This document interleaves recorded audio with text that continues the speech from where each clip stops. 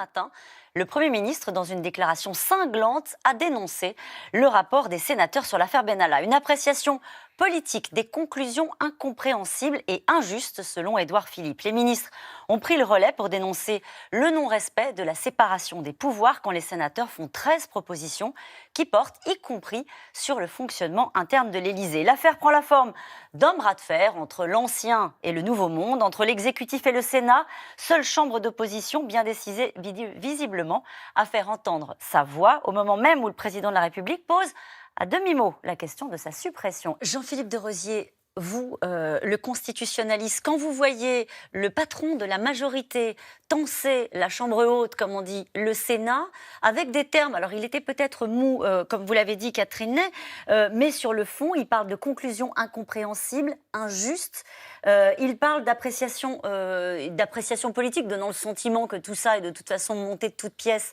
par un Sénat qui est une chambre de droite. Est-ce que c'est habituel, la façon dont les choses sont en train de se passer entre le Sénat et l'Élysée?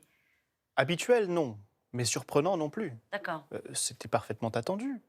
Depuis le début du quinquennat, le pouvoir exécutif et le premier responsable du pouvoir exécutif, à savoir le président de la République, a le Parlement et en particulier le Sénat dans le collimateur. Il veut diminuer le nombre de parlementaires pour affaiblir le Parlement. Il veut réviser la procédure législative pour diminuer les prérogatives du Parlement et notamment du Sénat. Il a dans le collimateur les territoires par rapport à la décentralisation, etc. Qui représente les territoires? Le Sénat. Il est opposé à Gérard Larcher sur un certain nombre de sujets qui préside le Sénat. Bon, donc c'est évident. Le Sénat a usé de ses prérogatives, on va sans doute y revenir. Il a parfaitement respecté son rôle de contre-pouvoir. Il a contrôlé le pouvoir exécutif, l'administration du pouvoir exécutif, comme c'est parfaitement et constitutionnellement son rôle. Ça a mis mal à l'aise le pouvoir exécutif. Le Premier ministre est déçu, je le comprends. Mais tout cela suscite des réactions qui, effectivement, tensent un petit peu l'équilibre des pouvoirs. Et le Premier ministre, il dit « je suis déçu ». Mais effectivement, je le comprends qu'il soit déçu, parce que dans le rapport du Sénat, qu'est-ce qui est pointé du doigt? Le dysfonctionnement du pouvoir exécutif, et en particulier de l'Élysée. Moi, je serais Premier ministre, je serais déçu d'apprendre cela, que le président de la République n'est pas en mesure de bien gérer les services et qu'il s'appuie sur des collaborateurs. Vous pensez que c'est pour ça qu'il disait qu'il était déçu? Je ne pense pas. Disons que c'est tout cela pour dire que c'est compréhensible, que la réaction, effectivement, et comme vous l'avez justement dit, ils essayent, pardonnez l'expression un petit peu triviale, de noyer le poisson parce qu'ils ne répondent pas sur le fond. On va y venir sur le fond. Peut-être que c'est un grand mot, vous allez peut-être dire que je me trompe. Est-ce qu'on est dans une crise institutionnelle quand l'exécutif et le Sénat sont à couteau tiré?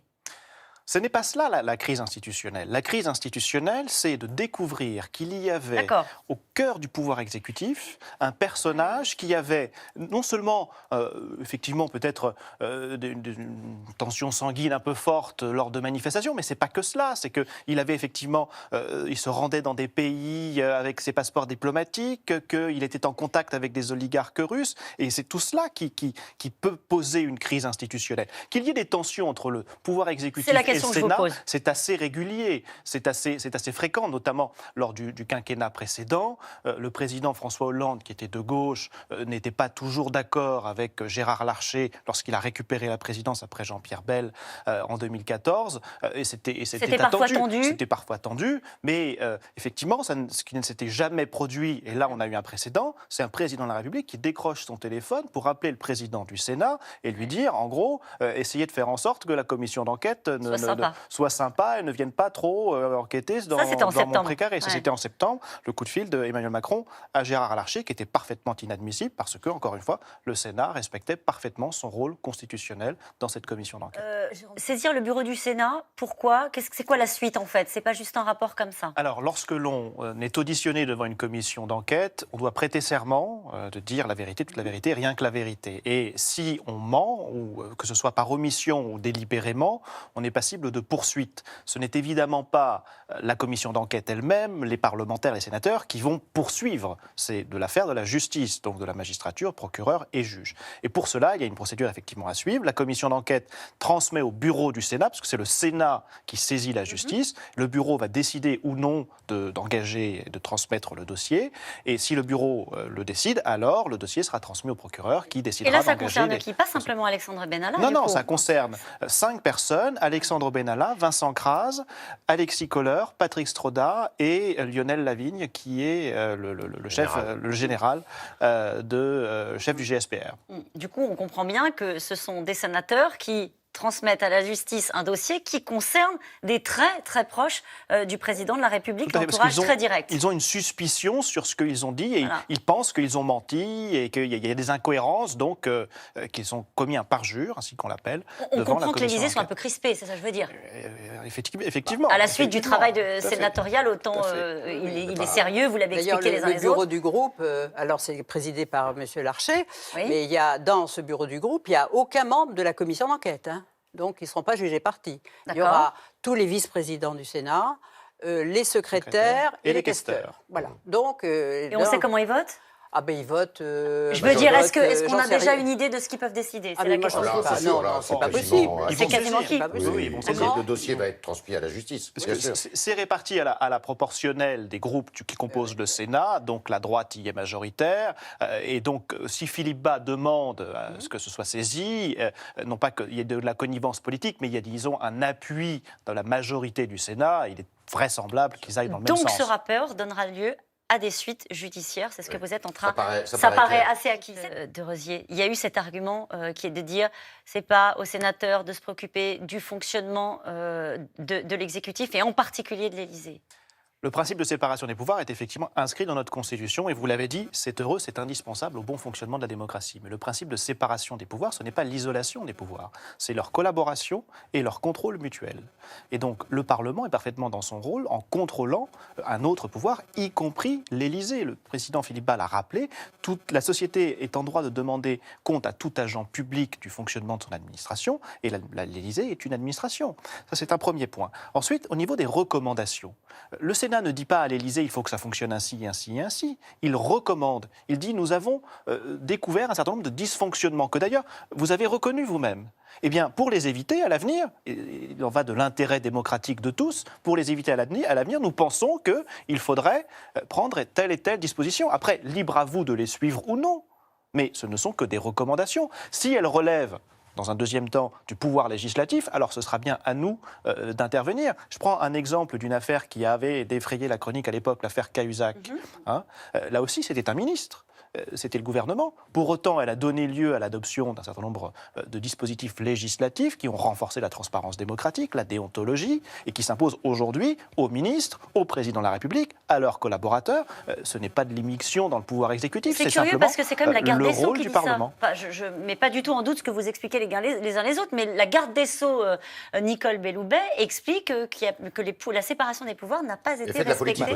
Voilà, c'est ça. Elle fait de la politique. Malgré tout le respect que j'ai vis-à-vis de ma collègue, parce qu'elle est professeure de droit, Nicole Belloubet, malgré tout le respect que j'ai vis-à-vis de la garde des Sceaux et de ma collègue, elle n'est plus à une contradiction près. Parce qu'au mois de juillet, elle était en séance à l'Assemblée nationale, puisque le texte qui était débattu, c'était la révision constitutionnelle. Elle dit publiquement en séance qu'elle ne s'opposera pas à la création de la commission d'enquête. Parce que lorsque l'on crée une commission d'enquête, il faut que la garde des Sceaux valide sa création pour indiquer qu'il n'y a pas de poursuites qui sont engagées.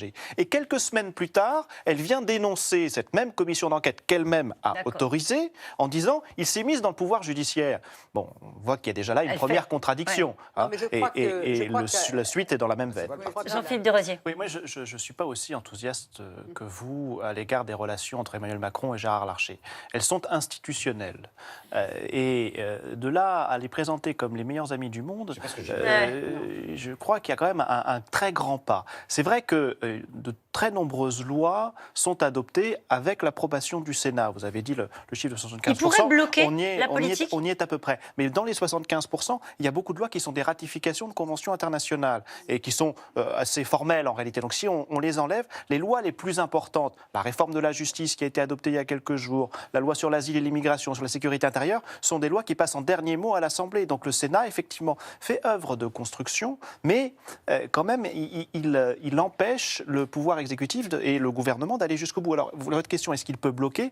Il ne peut formellement bloquer, c'est-à-dire opposer un droit de veto, que sur une révision constitutionnelle qui ne peut pas être adoptée sans l'accord du Sénat et sur les lois organiques spécifiques au Sénat. Donc, la réduction du nombre de sénateurs requiert l'aval du Sénat, par exemple. Mais sur tout le reste, le gouvernement peut demander le dernier mot à l'Assemblée nationale, et donc, si le Sénat n'est pas d'accord, l'Assemblée nationale peut passer outre. Comment ça se transforme, cette histoire? On a choisi d'intituler ce soir cette émission « La rupture ».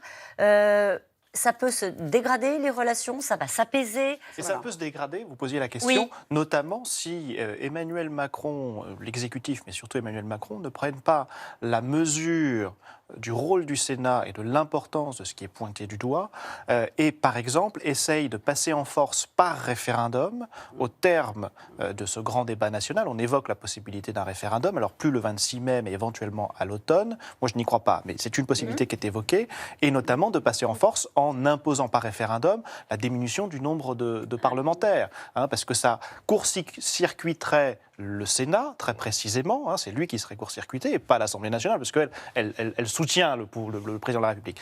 Et cela pourrait effectivement Vous êtes en train d'expliquer que la suite de ce qu'on vient de commenter, à savoir un bras de fer sur l'affaire Benalla, peut se régler devant les Français dans un référendum institutionnel sur le mode. Vous m'avez cherché sur Benalla.